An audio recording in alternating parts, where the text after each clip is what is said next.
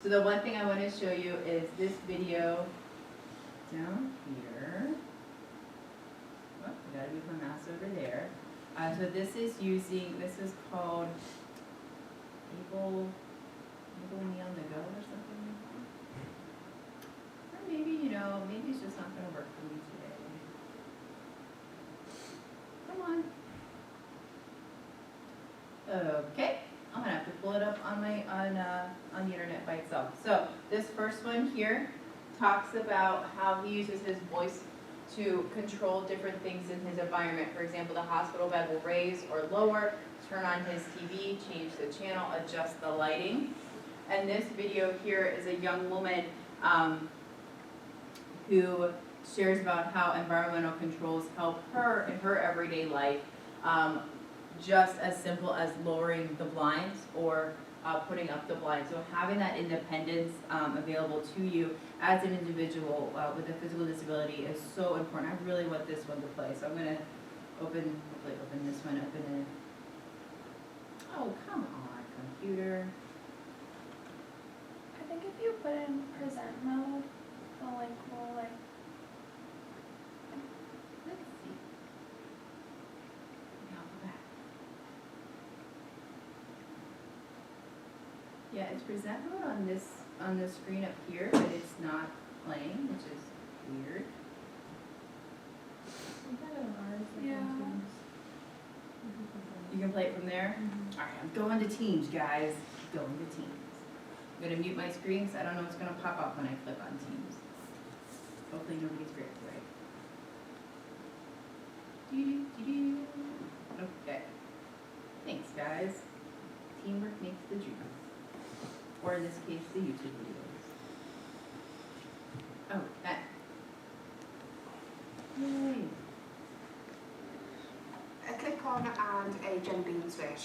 It gives people the opportunity to take part in activities such as turning their lights on and off, or controlling their sensory environments. Which can really, it's a good way to actually involve and make people feel inclusive.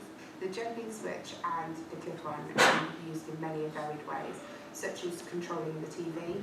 It enables them to be more involved with actually a cooking experience. It can also engage them in an activity and learn new skills or build on their skills that they already have. The lightweight plugs enable somebody to use a tablet or a computer or even a voice assistant to be able to control electronic devices, which can be really important for those who may have a limited mobility. That really does empower somebody to have that independence to control their environment. I bought the blinds because I needed to shut them at night with my remote control and they work. It's nice to be able to do things for yourself and for Kath. Yeah. So it's breaking down those tasks to actually what they can achieve so they're involved as much as possible. So I like how he says, so they're involved as much as possible, creating that independence, as simple as, pulling down the blinds. But that really is a big task for people that I think we often, don't even think about. This next one I'm going to show you very quickly, just a little bit of his video. He shares how he uses voice control to activate different parts of his smart house, which is really awesome. So just thinking about, where we are today, where we're going to be 2, 5, 10 years from now when it comes to technology. I think this voice control is really awesome. In a city of bays and folks, it's not easy to be a man who is. But to say Todd Staubenfeld has adapted would be an understatement. Being a husband, a dad, you want to be able to provide everything that you can. Even though that in certain areas, physically speaking, you can't really move much. Todd and Karen have been married for 4 years. I never thought I'd have the opportunity to be married, have children, and dogs. Could be left. Todd's been a quadriplegic since his cousin accidentally shot him when he was 8 years old. I went to a job, and it's 7 hours work. And the 4th, so I'm C4 complete productivity. Remember all of that? This is the little. I live in a life, for the most part, that is completely dependent. So anywhere that I can get independence, I'm gonna go in. And that's where assistive technology like Apple's HomeKit comes in. Hey Siri, arriving home. I use voice recognition, on my iPhone, pretty much every day, all day. And now I would go and open the garage door for Karen. HomeKit is a home automator that connects smart accessories like door locks, window shades, and lights. Hey Siri, arriving home. In our house, definitely the technology is everywhere. So I'm gonna pause there. So there's so many different ways that we can use voice operation assistive technologies, and this is just one example in a smart home. So he uses to operate his lights, open his doors, lock the doors.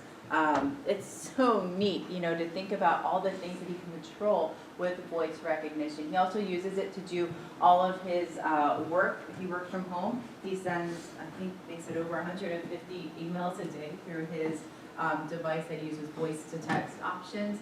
I don't know if you saw, he had like a speaker there. He also has a switch next to his chin that he uses to operate his phone and his wheelchair. So you can check out the rest of the video on your own. It's really a great story.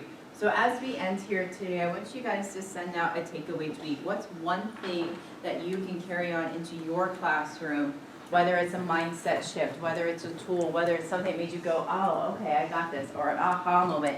I want you to think about something that you can take away, either post it on Insta or Twitter. You can hashtag GCCEDU, and then special education or special ed or special needs, whichever one, or all three if you're feeling fancy, you can do that as well. And while you guys are doing that, I'm going to pull up your post from earlier. Thanks for helping me out with that technical issue, guys. That was really helpful.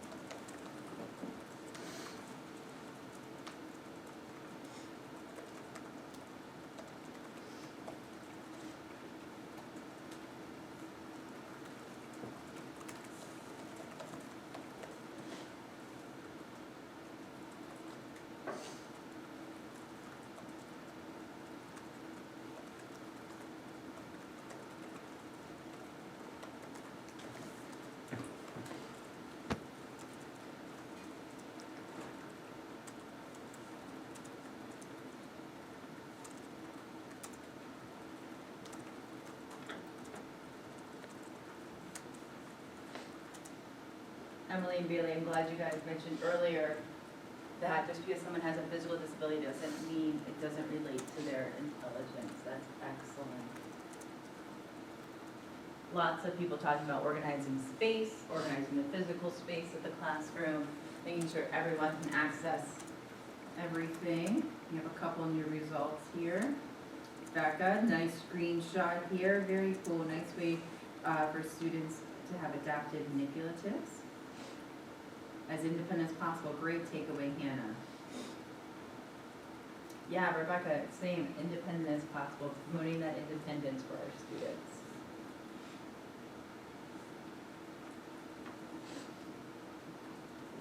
All right.